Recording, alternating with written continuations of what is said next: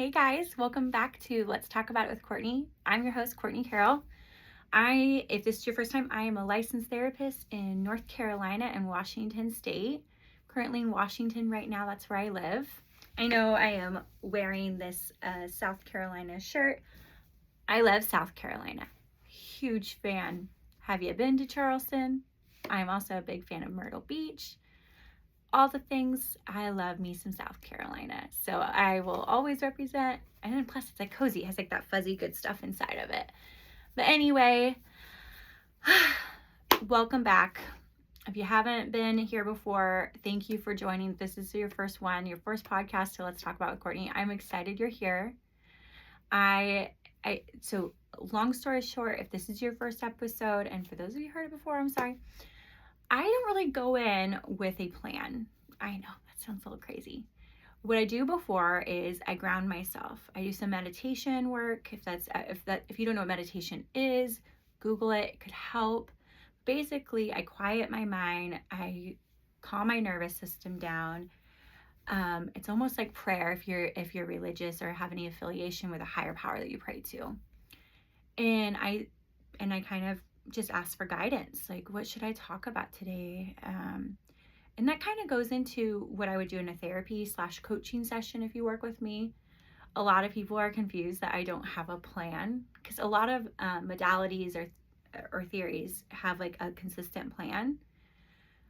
And I have so much love and so much respect for so many different types of techniques and approaches, and I'm trained and qualified in many of them. But I can't really go into a plan if I haven't seen my client in a week, if not longer. If it's longer than a week, I have no idea what's going on in their life. So I can have an idea of what we talked about last time and to keep continuing. But the fact is, if my client has something going on with them, I pivot. And I kind of thought, I don't edit this, I'm trying to do my best by showing up as my authentic self, just like I would. I keep wanting to point over there, but that is where my computer and my chair is and where I do teletherapy, like telehealth therapy coaching over there. So I hold a lot of meetings, and so if I point there, that's over there, just so you're aware. And when I log into a meeting, I don't know the state of my client and where they're at or how they're doing since the last session I've had with them. So being my authentic self, showing up as Courtney is so important to me. It's so important. My clients know who I am. They know who my daughter is. They know a lot about my stories. And when I made this podcast, it was so important to me to, one, if I wanted it to be perfect, y'all, I would never start this podcast. Seriously, it would have never happened. So I appreciate you being along for the bumpy roads, background noises, and anything. Why I do this, I don't get paid to do this. I do this because I hope it helps. And just like I do my work. Yes, I'm paid for my work, but I do it for love, healing, and it's a beautiful thing I get to do. And the whole reason why I created this was to kind of bring that into here and to share. So again, not going to be perfect, but that's great. I am no longer going to be like holding back or resisting my future if things aren't perfectly organized or perfectly planned, because it won't happen. And if that's you out there, if this is resonating with you, you're like, but I can't do that one thing. When am I going to have time? Just do it. I never thought I would be a podcaster when I entered grad school over 10 years ago. But here I am. Obviously, I have this channel on YouTube, and hopefully the next month or so, we will be on Spotify, and I will only expand more to help other people. So today, what I was kind of thinking about and meditating before I got onto it is, why do therapists or coaches become therapists and coaches? Sometimes people like to coin me as the therapist turned coach. When in reality, I think I've always been both. I'm a trained therapist. I'm a licensed therapist. Hands down, I have the degree right over there. Again, that's above my computer. And I am licensed. I have my licensing numbers and certificates in both Washington and North Carolina State. I have continued education, Washington and North Carolina State, sorry. And I have continued education. I have a ton of training in emotion focused therapy, sex therapy, got the Gottman method. Basically, I like relationships and attachment. Shocker, I know. But why do we do this? Why, like, what type of person or individual decides like I want to start that. I want to enroll into school? Or if they did the switch and they did the coaching first, I kind of mix them both just because there's a lot of flexibility to do both. My clients that are clinical clients are my clients that are in my specific like house of clients. Over here, when I'm coaching people, it's a little bit more not easygoing. I would say it's like more go with the flow. Like, and I use both techniques, but usually with coaching, there's a mission. And what is the mission? Like, what do I want to do with it? Like, what do I do? Well, the fact is, you can do both. And there's a ton of coaches out there that do amazing work that have never, ever gone to grad school. And if they did, maybe they even like specify in a psychology degree. You don't need to have this to be able to help people. What I've learned the most is our life experiences have brought us to these spots. And obviously, I can't speak for every coach, every therapist. I have a lot of experience that do have that. But at the same time, I can't speak to their truth. What I do know is why I became a therapist, why I became a coach, why. And if you're hearing my dogs in the background, this is my life. Apparently, someone's at my front door. We'll find out later. But I just remember every time I went through something hard, and again, if you haven't listened to the episode, I had a mom that battled drug addiction. My parents divorced. I lost contact with my biological mom for years. I came into a blended family. I had technically 2 step siblings and a stepmom. We don't really use the word step, but like you get the purposes. And I got married young, really young. I got married at 23. I met my ex-husband at 21. He was in the military. We had a ton of experiences. And I always thought when I went through hard things, like, I felt alone. Like maybe no one got me. And I was never really introduced to like therapy as a kid. One, I just don't think it was as prevalent or as out there as it is now. I think my parents did the absolutely best they could have ever done. But going back to my why or how is like, I really want to help people that felt like no one got them. And I'll use the example of losing my mom. It is hard to not relate, but to sympathize or everything. I lost a mom that I didn't have a close relationship to. But she was my mom. She gave birth to me. She was one of my favorite people, if not my favorite, for the first 10 years of my life. And then addiction and everything in life got in the way, and long story short, as another family and everything, and I lost her in my early 30s. I think I was 30 actually, about 6 years ago. It is hard to compare losing my mom to one of my best friends who last year lost her dad. Not because the gender, it's a mom versus a dad, but because her dad was her best friend. I can sympathize with losing a parent. And again, that's why I do what I do. Like, I can sympathize and I can relate. But I also have a different experience than her. I will probably never know what it's like to lose a parent that's my best friend. And that is unique to her. Just like she could never understand what it's like to lose a parent that fought addiction and couldn't take care of her kids.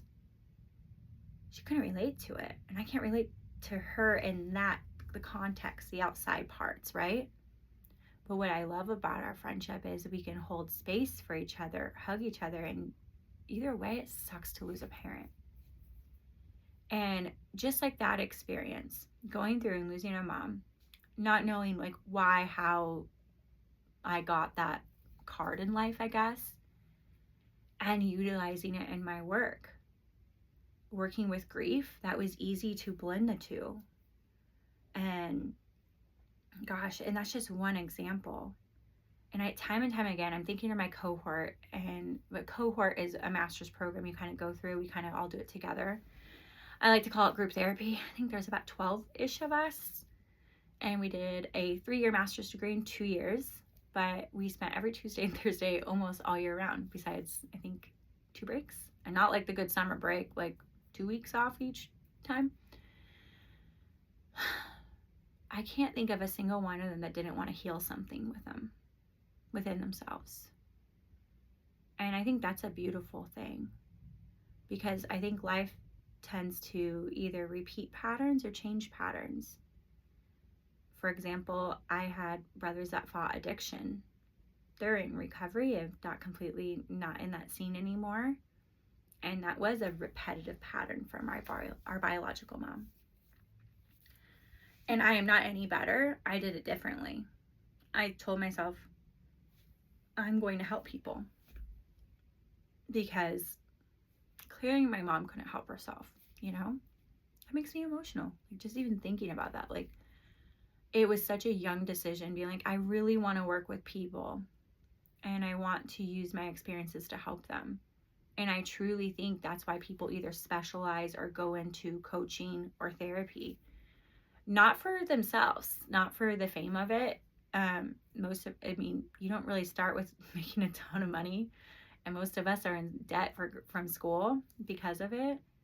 But there's a passion behind it. There's like a tenacity. There's some grit. Like, there's a reason why we do what we do.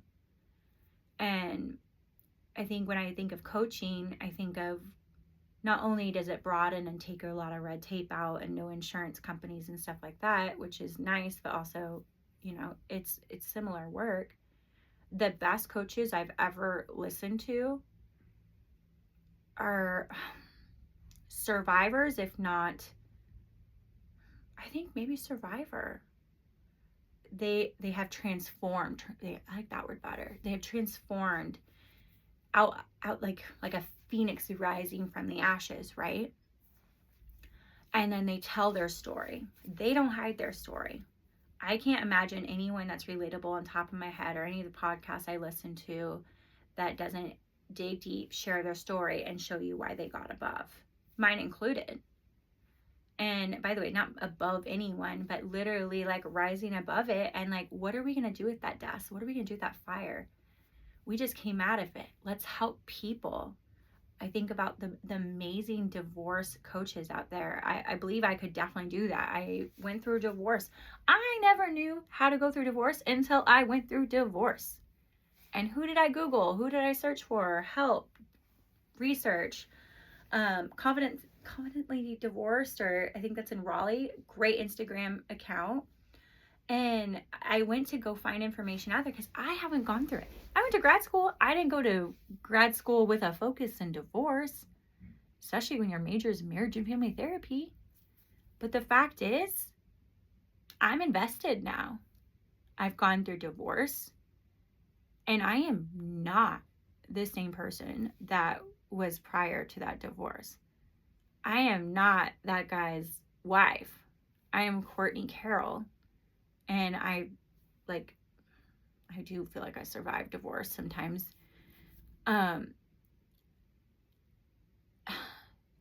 Challenging time in my life. And I just recall like working with a couple divorced people at the beginning, like not beginning of my work, before I got divorced, before divorce day, before D day, if you will. And as much as I loved these clients, and a lot of them I had seen before they got divorced, I remember thinking and hoping, like, I hope I can help them, because I've always focused on like relationship and couples work. And my ex-husband and I, we did a lot of couples work. I did a lot of focus on working at our marriage. So I felt very confident in relating and going through that with people. And when relationships were starting to end, I'm like, what do I do with that? Like, but I remember just thinking, I'm like, I I have so much love for this client. Of course I'm going to figure it out. And if I don't, what's great about being a therapist or a coach, you either have mentors as a coach or supervisors or whatever that looks like on your end to seek support if you ever feel like not there. When I went through divorce, I had a whole new empathy and understanding for my clients, for any new client, for any coaching client, for anything in the future. I know what it's like to literally feel like everything's shattering and nothing makes sense.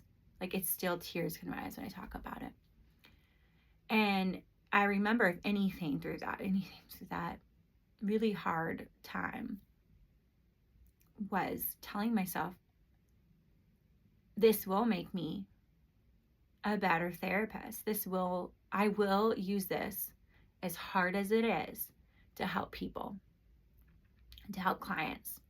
I will not go for this not for nothing.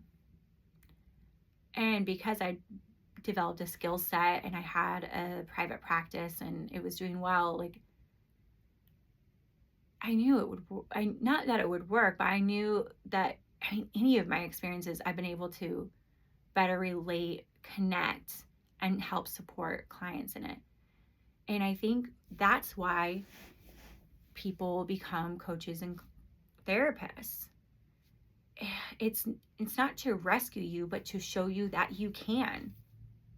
Because if you would have asked me in the depth and the beginning of my divorce, like, did I see the next? No.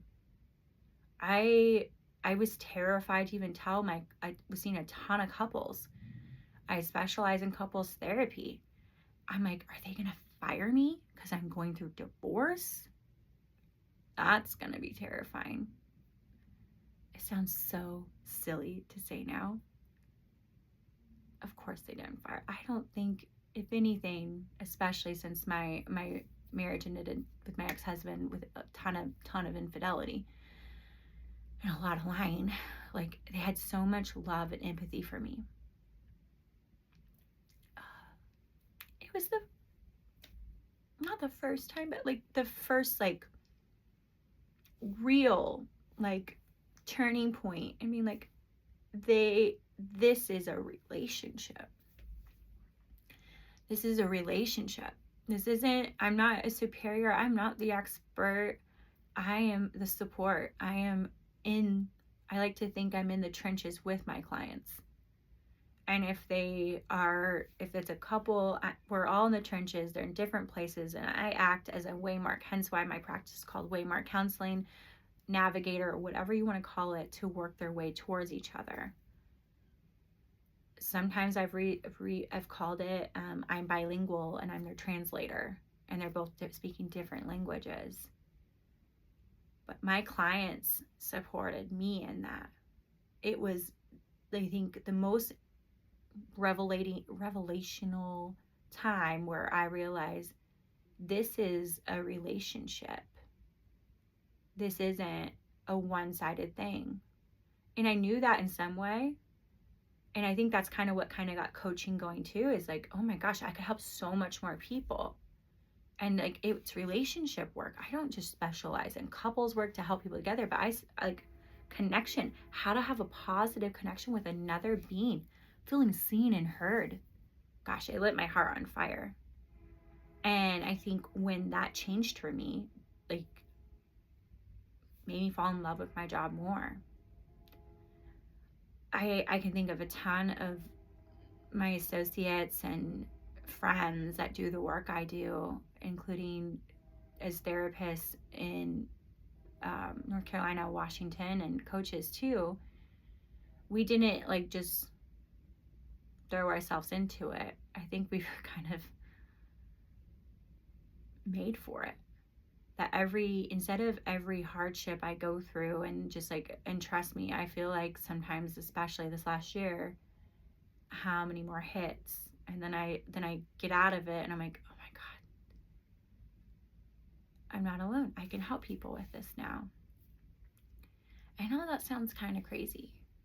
So you just want to help people, like you take like, I don't know how else to say this, guys, like the shit that like life kind of handed you. Yeah, it's like getting lemons and making lemonade. As cheesy as it sounds.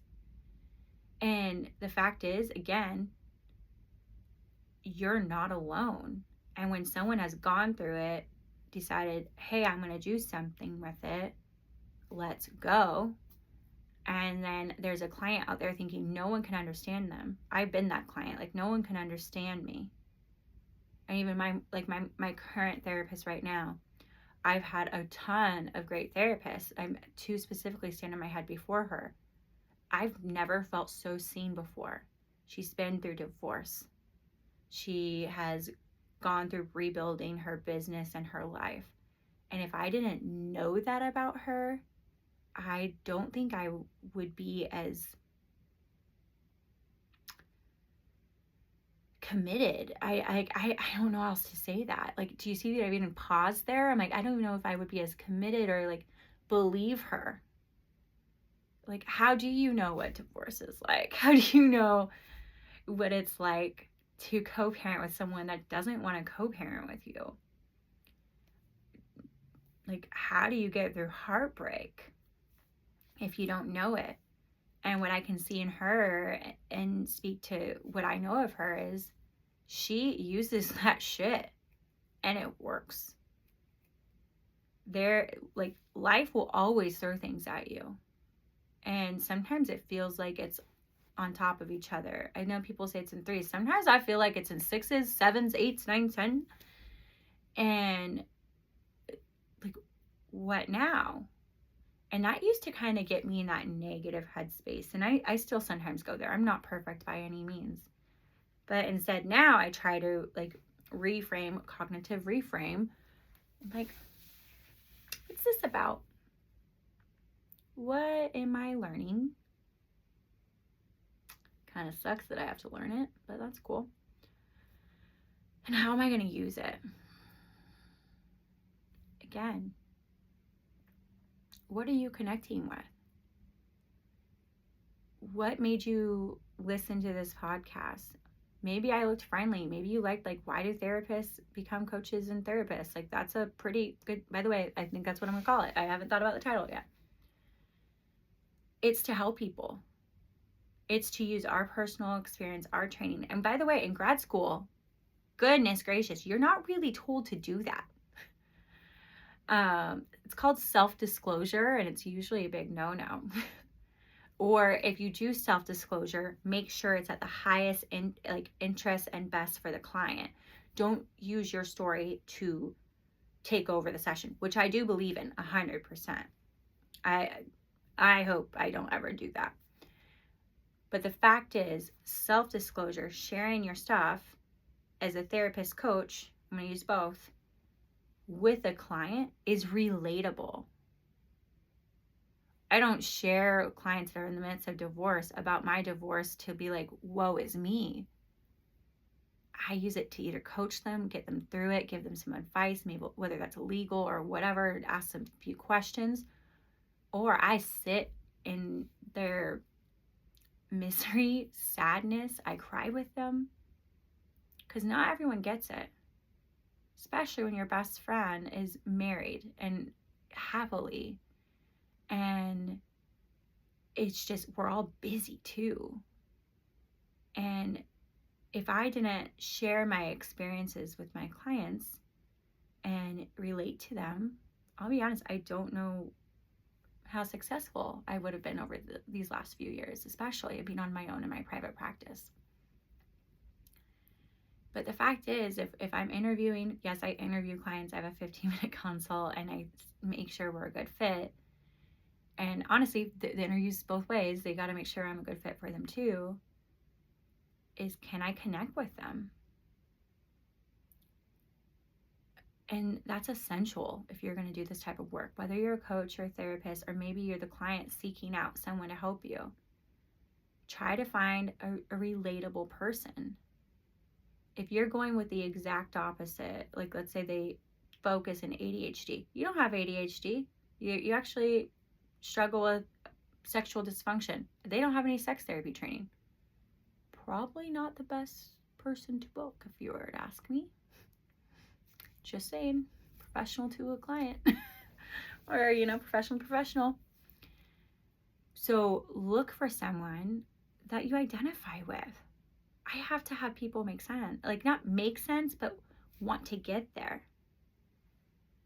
I don't root for divorce because I've gone through divorce. I actually can work with clients if they're working to not get divorced, to be like, hey, this is where it could go. Where do we want to get? How do we want to not get to that point? Because what I will not say to any client ever in my future is that divorce is an option. Divorce is an option. That's why it's legal. That's why the stoning and all the craziness from back in the day is gone. It is 100% an option. But what are you willing to do to not do it? Are you really willing to take a step back, work on yourselves, work on each, there's two couples, right? Work on yourselves and then be like, how did I contribute to the negative cycle? This is emotion focused therapy. And how do I communicate with my partner? Because we just keep hitting each other. I've been in that seat. And I love telling I've been in that couple's chair. Let me relate to you. How do I connect with you? So needless to say, I listed off a couple approaches. I especially emotion-focused therapy, attachment therapy. I talked with you today about why therapists and coaches become therapists. My theory, at least it is for me and quite a few people I know, and especially if they're famous podcasters and big following on social media, they share their story. And I'm sorry, I buy in those stories. I'm thinking of Jay Shetty in my head right now and his story. No offense to him and his beautiful podcast. If I didn't know that he went through hard times and of all things became a monk and then left the monastery, I think that's how you say it, and then went on this self journey, built himself and talking and working his way up,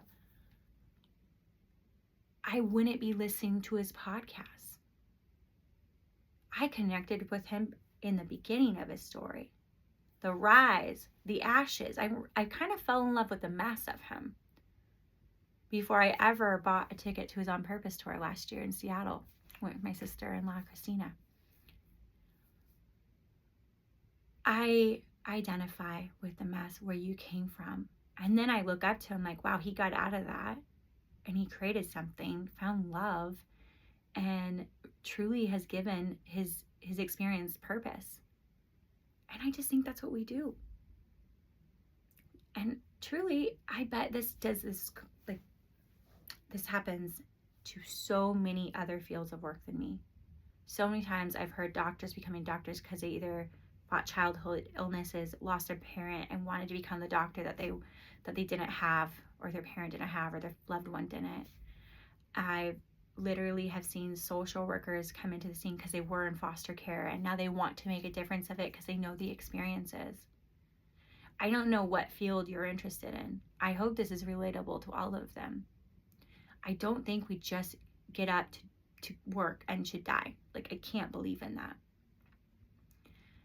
And you can, that's up to you. I'm not here to tell you what to do. And what brings you passion? I know a ton of people that also do work, not the most fulfilling work, but it pays the bills to do the fulfilling work, whether that's volunteering, experience, travel, whatever it is, but they use the other time for their purpose. So I truly think therapists and coaches become therapists and coaches because they want to use their purpose. They want to bring purpose and meaning to their experiences, and they want to relate to you. I hope this resonates. I hope this kind of helps you kind of get into, not an eyes, a bird's eye view into a therapist, but maybe. And maybe you're out there I'm struggling. Why do therapists come find us? Maybe that would be a cheap therapy session that's free. Courtney has it online, YouTube. Because I went through a really hard challenge in my life. And I didn't want someone else to go through it alone. Point blank. I'm coaching. I'm doing both. I'm a therapist coach because I want to do both. I want to help as many people as I can because I know what it's like to be helpless. I will use every experience, and even if it makes me vulnerable, and even putting my stuff out here still gives me some anxiety, y'all, that someone's gonna judge me. But the fact is, I'm willing to be judged to help heal. I'm willing to be judged to help heal, and that's okay with me. If you're out there and you're not really sure what's next, you have no idea, what's going on? Let's talk about it. Get the name of the podcast. I wonder if we can find purpose with it. I wonder if that one event, that one time actually led you to something bigger. And I never meant bigger is always better, but different. Rerouted you, if you will. I want to thank you for joining me today and letting me share on why I think therapists and coaches become therapists and coaches. And whatever else field becomes whatever they've become. I think the becoming and making purpose is the thing I want to leave with you with. You might not know the why. You might not. But I bet you we could figure it out. Until next time, y'all. Have a great week.